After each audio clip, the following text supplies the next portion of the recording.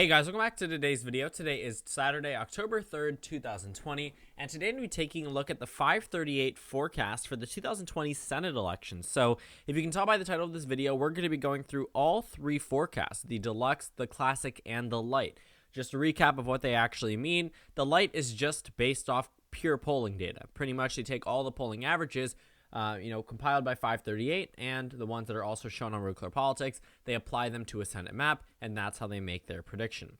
For Classic, it includes polls, fundraising, past voting patterns, and a couple of other things, and then Deluxe is when they add in expert ratings.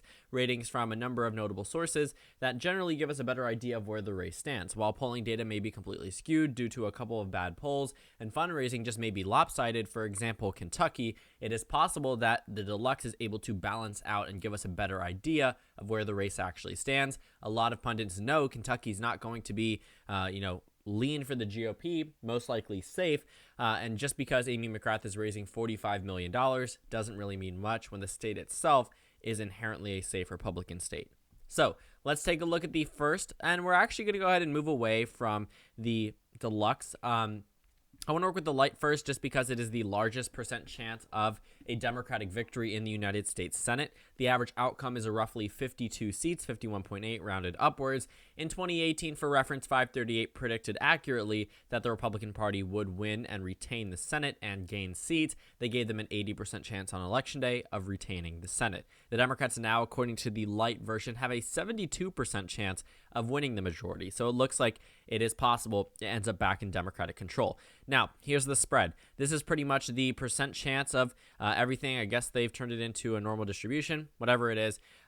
Looking at the numbers, you can see each scenario and what percent chance that each scenario does have. So, in the scenario where the Democrats win the Senate, they're using a 50-50 Democrat-Republican seat.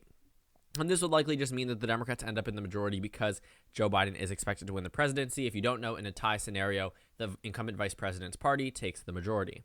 So we can see that the most likely scenario is an 11.3% chance where the Democrats have 52 seats. That's based off of polling data. Obviously, we're working with the light numbers.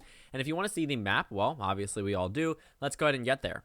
Well, here's where they have the Democrats winning back the majority. You can see in a number of these states, they have Senate elections. And we can actually see a little bit more detail down here with the forecasted Senate to give us an idea of where the Senate actually stands. So it highlights each state from most Democrat to least Democrat. So the most Democratic state is Massachusetts, and the least Democratic state is the state of, I believe, Iowa. As you can see, Iowa is the state that puts the Democrats over the top around 51 seats. It is possible they end up getting 52 because Montana is neck and neck in terms of the light forecast, but we can see past that point, it starts to get a little bit more favorable to the Democratic Party. So, for the Republican Party. Let's go ahead and take a look. The first states that we should take a look at are the likely Democratic states based off of polling data alone. Minnesota, Tina Smith has a roughly 89% chance at winning there. The next state is the state of New Mexico. Ben Ray Lujan has an 86% chance of winning there. Let's go through all the likely states, actually.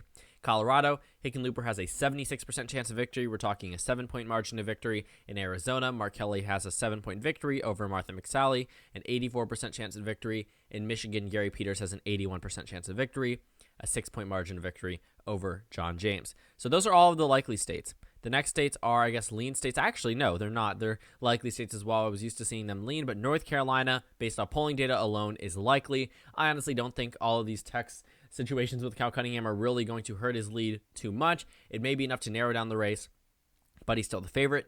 And, the 538 forecast continues to have him in the favorite, as the favorite to win the race, regardless of which forecast you're looking at. But in terms of the polls, North Carolina, Cal Cunningham easily ahead. The next state is Maine, Sarah Gideon, likely Democratic state, 75% chance of victory based off the polls alone. Now, here's where it gets a little bit tricky. In Iowa, Teresa Greenfield narrowly defeating Joni Ernst. I'm surprised, considering that the new poll came out that shows her ahead by 12%, but it is one, and it won't skew the average too heavily. She's narrowly ahead based off polls alone. We can move over into some other Republican states. Montana, Steve Daines is still expected to win. He's been running ahead of Steve Bullock in that state. Not really too surprising. In the state of Georgia, the regular Senate election, David Perdue is expected to win. Now, Raphael Warnock may be the favorite to win the overall plurality of voters, but adding up the Republican vote, the Republicans are above 50%. And then you go ahead and check out the South Carolina this race is a lean Republican characterization. Lindsey Graham has a 74% chance of winning. Jamie Harrison has a 26% chance of winning. In Kansas, 70-30 in favor of the GOP, 72-28 in Alaska in favor of the GOP. Mississippi, 74-26 in favor of the GOP. So you can see that in some of these states, while they aren't traditionally considered to be competitive, or they may traditionally be considered competitive, it is likely due to the polling data that has just been released, but we will see as we incorporate fundraising and a couple of other factors, previous voting patterns, we will see how this race does end up evening a little bit out and states start to become a little bit more competitive. So in a classic scenario, this includes polls, fundraising, previous voting data, the Democratic Party has a 68% chance of winning the majority. So you can see they go down from 72 down to 68. That's not too surprising. It's expected, makes sense. The Democrats end up with a 51-seat average outcome. So the most likely scenario is the same, actually not really the same, 13% chance for the Democrats to win 51 seats. That means they gain, 4 seats overall. In all of these scenarios, by the way, they are still expected to lose the state of Alabama, so that's not too surprising. 51 seats for the Democrats is a 1 in 10 chance, 13% chance, which is the most likely. Out of all of them, 68% chance entirely that the Democrats will win the majority. So let's start off with the states that we were previously looking at. Minnesota, Tina Smith still has a very solid chance at winning there. In Michigan, the Democrats have a very solid chance of winning there. Arizona, same deal. New Mexico, same deal. Colorado, same thing. New Hampshire, obviously the same.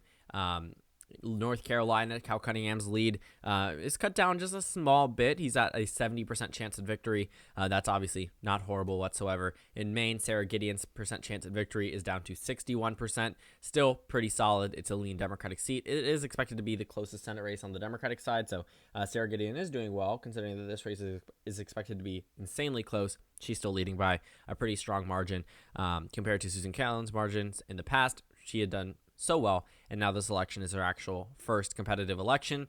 And now right at this point is where the GOP starts to win. So in Iowa, Joni Ernst reclaims her lead at a 50% chance of victory. She narrowly edges out Teresa Greenfield in this scenario. It could go either way, but right now she is the favorite to win. As we look at some other Republican states, Kansas is expected to go to Roger Marshall, 75% chance of victory. Steve Daines expands his chance of victory up to 66%, and the forecasted vote share is a little bit more lopsided in favor of the GOP. Alabama is still mildly competitive. Doug Jones still the loser in Mississippi. Mike Espy does not win. Cindy Hyde-Smith doing better than previously. In Georgia's regular election, David Perdue doing as good as he was before. In the special election, better for the GOP. They're up to 70% of the vote share there. And then if you look at South Carolina, Lindsey Graham is doing well, 77% chance of victory. But in North Carolina, like I said, Cal Cunningham doing well. Arizona, Colorado, New Mexico, all states that the Democratic Party is expecting to flip or hold for the case of New Mexico. Texas never really fluctuates too much. John Cornyn and MJ Hager still at a competitive position, I guess, but we all know the GOP is going to carry it. It's not larger than 15%, but still, the GOP has it pretty much locked down. I don't think I missed any of the major Senate races. Let's go ahead and move on to the next form of the model. Taking a look at the deluxe, they now add in expert ratings, and this is the one that I think is the most accurate. It combines all of the good things about an election model into one thing, and it gives the Democrats a 63% chance at winning the majority. So you can see they go down from 72 down to 68, now down to 63. Now, a 63% chance is not something the Democratic Party should be super happy about. They should be comfortable with this margin, but they cannot be, too comfortable. They definitely still need to come out and vote. And a 37% chance is roughly the same chance that Donald Trump had at winning the election in 2016. So a 37% chance does not mean that it's impossible for it to happen. It's absolutely possible. 1 in 3 times, this will be the outcome. So the Republican Party has a possibility of winning, but the most likely outcome would be between 50 and 51 seats for the Democratic Party. They have an average outcome of 50.7 seats. So yes, it's rounded up to 51, but generally we're going to see a 50-50 tie, and that's explained in this map. So Iowa is expected to be the closest Republican state. Joni Ernst is still the favorite to win it, but only narrowly. Now let's move on to some of the Democratic states. We don't really need to focus too much on the Republican states. I'll talk about them right at the end. But like I said, competitive ones.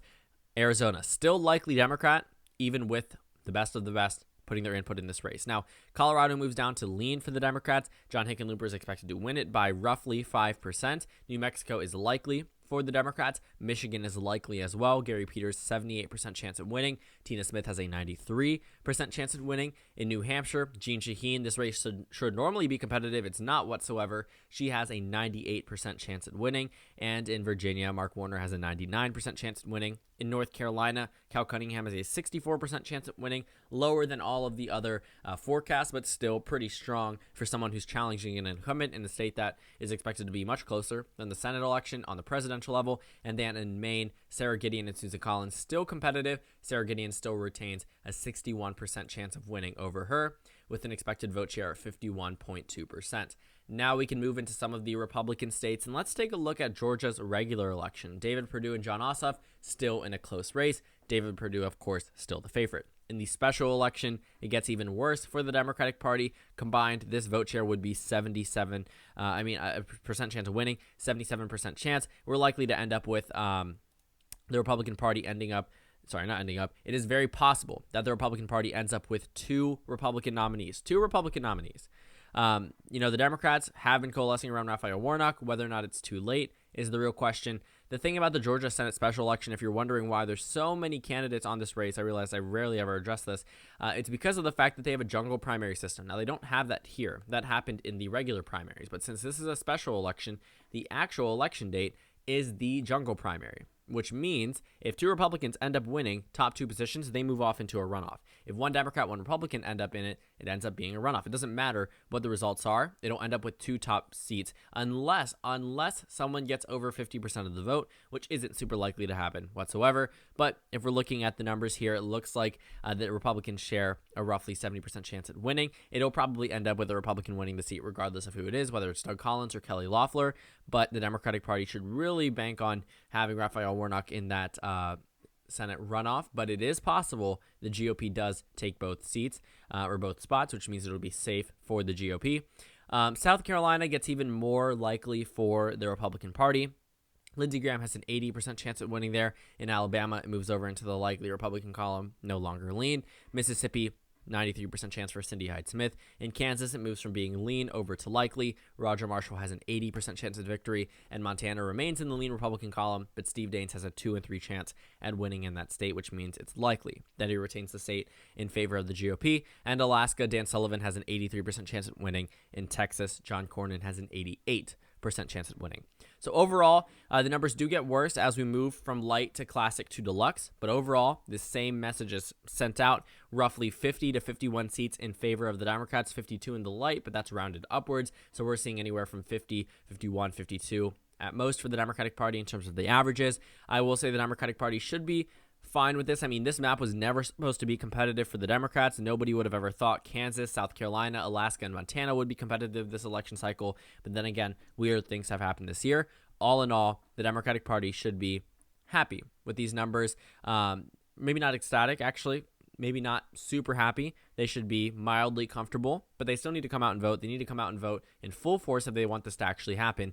And now, more than ever, and I say that in a lot of my videos because it's true, now more than ever, the Senate matters for the Democratic Party because of the Supreme Court, because of a number of other things that if Trump is reelected, they are going to want to block him every chance they get. And it is possible that if Biden wins, the Republicans retain the Senate, and it will be practically impossible to get anything done. And obviously, that's just a divided government, but the Democrats really are hoping for that not to happen.